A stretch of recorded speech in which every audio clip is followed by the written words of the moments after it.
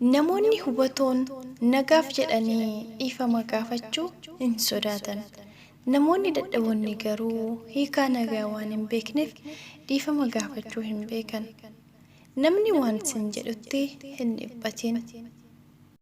Galmee du'a kooti galaa galchiteeta jabaataan maqaa kee nakaasi gooftaa koo situaan nu baase gubaataa laphee koo kaleessa na ceesiftee. Namoonni hubatoon nagaaf jedhanii dhiifama gaafachuu hin sodaatan. Namoonni dadhaboonni garuu hiikaa nagaa waan hin beekneef dhiifama gaafachuu hin beekan.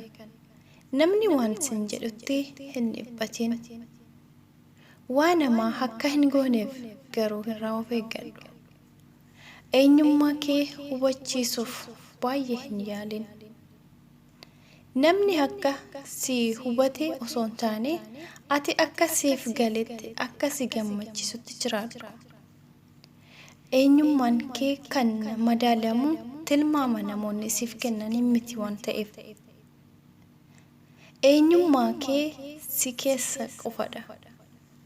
Dafnee abdii kutachuun keenya irraa kan ka'e kaayyoo gurguddaa baay'ee karaatti gannee jirra. Qofaa ta'uu malta namoonni si bira dhaabbatee kallattii si'atti agarsiisu dhabuu dandeessa. Deddeebitee mucucaachuu kufaatii sitti fakkaatee abdii kutattee ta'a. Yeroo dheeraa ati karaa irra turte si gaddisiisuu danda'a. Waan dabree sitti fakkaatee dhiphachuu dandeessa. Gorsa siif qabaa eeyyan ittuma fufii yaali ammas. Matuma keetii abdii hin kutatin. Jireenyi gara bal'ina si gaafata. Gara bal'attee irra deddeebitee hin yaaltu taanan amanii galma kee gahuu hin dandeessu. Gatii itti osoo hin baasinii kaayyoon ati galmaan geessu hin jiru. Yoomiyyuu kaayyoon kee gatii baasuu akka si gaafatu dursi beeki. Kufuun jira, ammas kufuun ni jira, amma illee kufuun ni jira. Kufaatii hedduu booda garuu moo'ichi ni jira. Eeyyan ni jira moo'ichi. Sa'aatii tokko kuftee si'a tokko kuftee abdii kuttee dhiistee deemta taanan yoomiyyuu moo'achuun hin jiru. Kun immoo adeemsuma uumamaati waan ta'eef. Kaayyoo keetti cichi. Har'a hin milkoofne jechuun boruu hin milkooftu jechuu miti. Har'a yoo hin taane boru ni ta'a. Har'a yoo hin mijanne boru ni mijata. Har'a yoo kufte boru ni moota. Har'a waan barbaadu argachuu yoo baatte boru ni argatta. Boruu guyyaa birooti. Waan qabatee siif dhufu hin beektu waan ta'eef. Eeyyini dhugaa. Boru waan qabatee dhufu hin beektu. Guyyaa biraatti waan ta'eef, guyyaa har'aatti waan ta'eef. Jechoota kanarraa waan hawwattu jedhee abdiin hin qaba. Ashamaa harka fuunee akkam jirtu? Hordoftoota chaanaalaa Sobii kan taatan akkam jirtu nagaa keessanii? Biyya keessas biyya alaas warra jirtan. Nagaan Waaqayyoo iddoodhuma jirtanitti isiniif haa baay'atu haala jirtaniif iddoo jirtan keessatti. Ani obboleettiin keessan nagaa kooti. Akkam jirtu nagaa keessanii? Nagaan Waaqayyoo dachaadhaan isiniif haa ta'u isiniin jecha. Egaa mata duree kanarraa waa barattu dheebdii nan qaba. Yoo irraa barattan laak sheer gochuun dagatina. Hiriyoota keessaniifis qooda. Namoonni chaanaala kanaaf haaraa taatan immoo haaraa taatanii warri dhuftan sabiskiraayib gochuun maatii keenyatti dabalamaadha. Warreen duraan maamila koo turtan immoo galatoomaa ulfaadhaa isinan kabajaa isinan jaaladha. akkuma kana dura like share gochuun na jajjabeessaa turtan hammallee jajjabinni isin naaf gootan akkasumas daawwoo isiniin jechuu jaalladha. Egaa video kiyyaarra kanarra waa hubatu jedhee abdiin qaba. Yoo isin gammachiisa yoo irraa hubattanii hiriyoota keessaniif share gochuun dagatina isiniin jechuu barbaada. Kanaaf waan beeknurraa waan dandeenyurraa waan nuuf galeerraa kanaaf waliif qooduun dirqama keenya waan ta'eef jechuudha.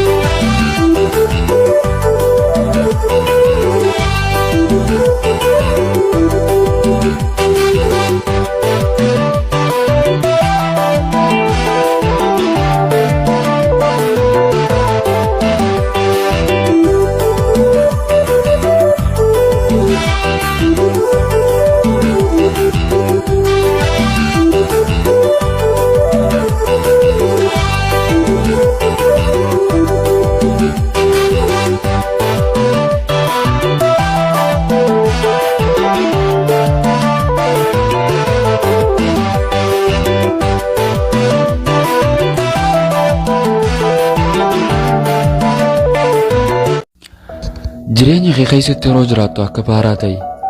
Baara xurii yookaan ushaashaan halkan tokko garaa isaa keessa bultu.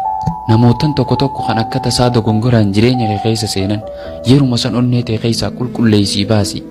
Akka namaa osoo hin taane akka ofii feetutti jiraadhu. Kan si jaalate jaaladhu, kan si kabaje kabaji. Kan si hin jaalanneef mataa gadi hin qabin, kan si jaalatu immoo mataa gadi hin qabachiisin.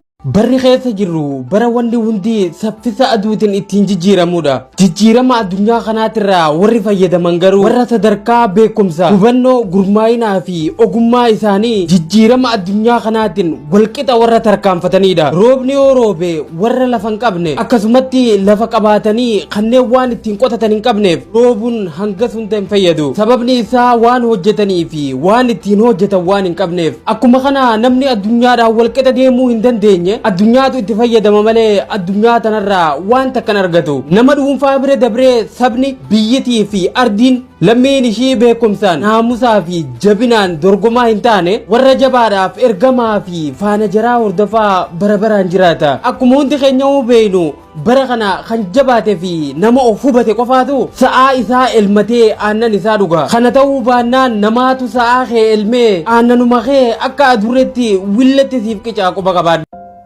Wanni ati hanga irraa rabbii kee gaafachaa turte hundi osoo siif kenname fudhachuudhaaf qophooytee jirta.